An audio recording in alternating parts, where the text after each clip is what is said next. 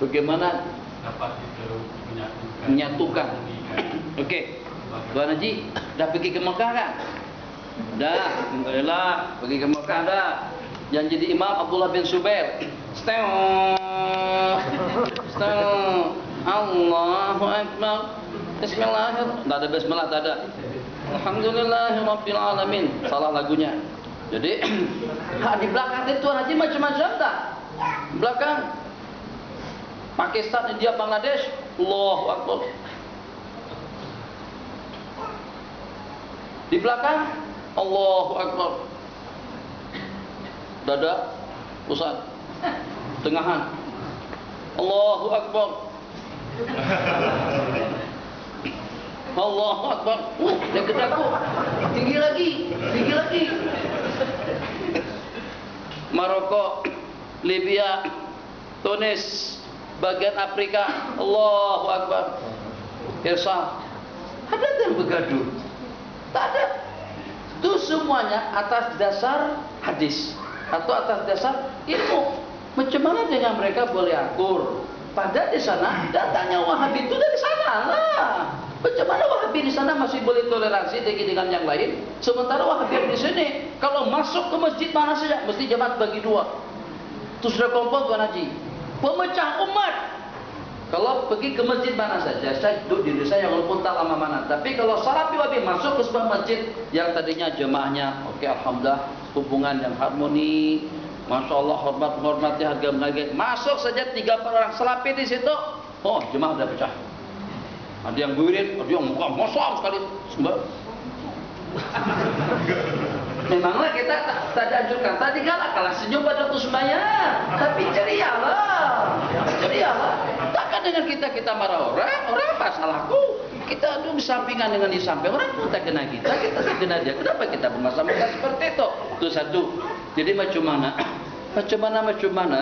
Kata Imam Abu Hanifah dan Nu'man sebagai panduan kepada umat semuanya. Hada ra'yi, ini pendapat aku, dan dengan pendapatku ini mungkin betul, mungkin juga salah. Beliau mengatakan perbedaan pendapat yang itu dikongsikan atau beliau sampaikan kepada murid-murid beliau dan juga dinukil oleh ulama semuanya. Ra'yi sawab, pendapatku betul tapi mungkin saja salah. Pendapat awak itu salah tapi mungkin saja betul. Yang sehingga murid-murid beliau tidak merasa keberatan untuk mengaji dan berguru atau berkongsi ilmu dengan Al-Imam Asy-Syafi'i, dengan Imam Ahmad Ibn Hanbal. Tidak ada kepenatikan di kalangan mereka selama dengan kita masih boleh bersatu padu. Saya pada masa di Bogor Tuan Haji, saya selalu kalau di dalam kereta saya nyetir radio. Dan yang saya ikuti ada 2 radio, satu radio Al-Fajri Wahabi yang mengasuh, kedua radio Ar-Raja dari Jakarta. Jadi dia cerita tentang hadis ikhtilaf ummati rahmah. Memang ulama sepakat mengatakan hadis itu tidak betul dan tidak ada sanad yang sahih. Bahkan dikatakan itu bukan hadis, tapi ulama sepakat juga mengatakan yang walaupun itu bukan hadis tapi maknanya benar. Dia balik panjang sampai panas telinga anda waktu mendengar dalam kereta tadi itu. Sejuk-sejuknya ekor dalam kereta dalam Cambridge, sejuk, panas badan anda mendengar. Katanya kalau ikhtilaf umat itu adalah rahmat, berarti kesepakatan umat itu maknanya adab. Siapa yang kata macam itu? Kalau pada saat kita berbeda pendapat itu sudah rahmat, kalau pada waktu kita bersatu padu tentu lebih lagi daripada itu maksud hadis, itu maksud perkataan. Jadi kata dia, apa maksudnya ayat yang berbunyi wasyawirhum fil amri dan musyawarahlah kamu mintalah pendapat orang lain.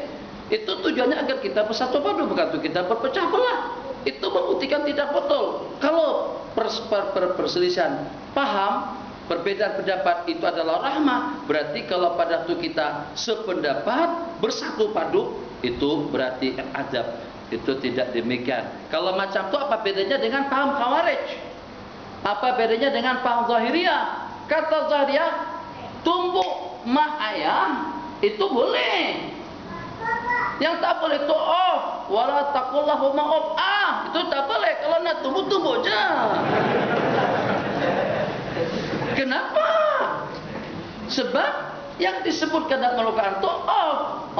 kata jangan tumbuk, Allah jangan kata jangan tempeleng, Allah jangan kata jangan cecah, jangan caci. Enggak.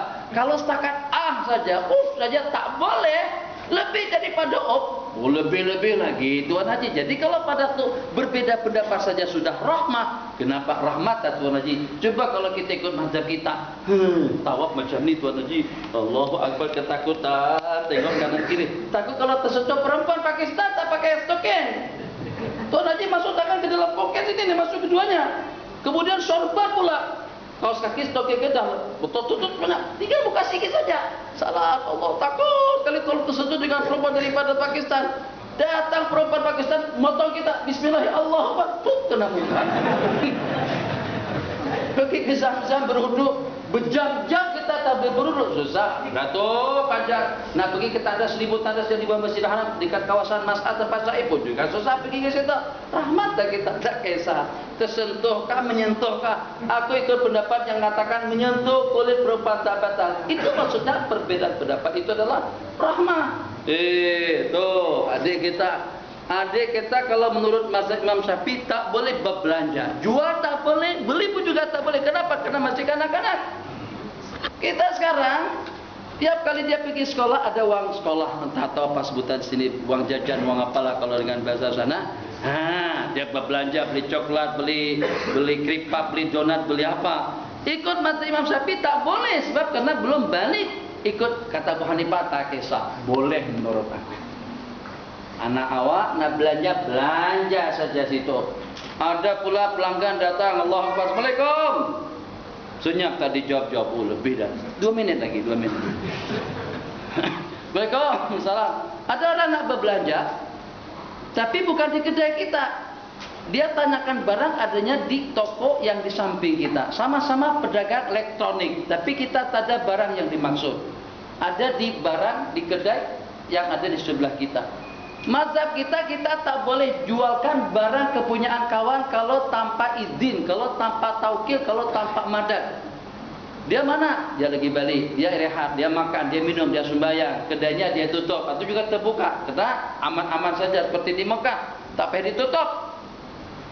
Kedai emas pun tak ditutup di sana. Kalau di KL kedai emas terbuka macam tu, balik daripada masjid, inna lillahi wa inna ilaihi raji'un. Itu seperti, jangankan kedai emas di KL. Kalau tak percaya, toh kotak-kotak yang berjalan dari ujung ke ujung itu saja. Sampai ada yang berani ambil uang masjid. Ini duit wakaf nih, ini duit derma, disumbang orang ramai untuk pengimarahan masjid. Itu terpaksa harus dibawa macam ini. Tak berani.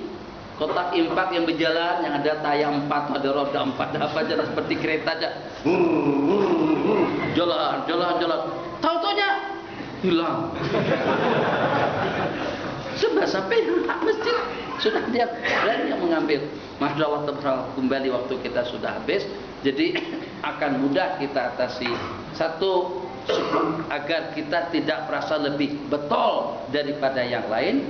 Kemudian yang kedua, agar kita meyakini dan juga melihat kelebihan yang ada pada orang lain. Kemudian yang ketiga, selama kita memang tidak boleh bersatu dengan pendapat dan juga dengan pendirian kita, maka hendaklah dengan kita saling hormat menghormati dan saling harga menghargai. Perbedaan pendapat itu sama sekali tidak mencemarkan dan juga tidak mengeruhkan hubungan mahabbah antara satu dengan yang lain. Kalau seperti itu, terserah sembahyangnya seperti apa, asalkan ikut pedoman hukum dan ikut ulasan daripada para ulama, hidup kita jadi aman dan nyaman. Pada waktu kita bersatu padu pun kita dipandang rendah oleh musuh. Bagaimana saat ketika dengan kita berpecah belah? Hadza wabillahi taufik. Wa sallallahu ala sayyidina Muhammad wa ala alihi wasallam. Rabbana atina fid dunya hasanah fil akhirati hasanah wa qina adzabannar. Amin. Walhamdulillahi rabbil alamin. Wa aqimus shalah. Bismillah.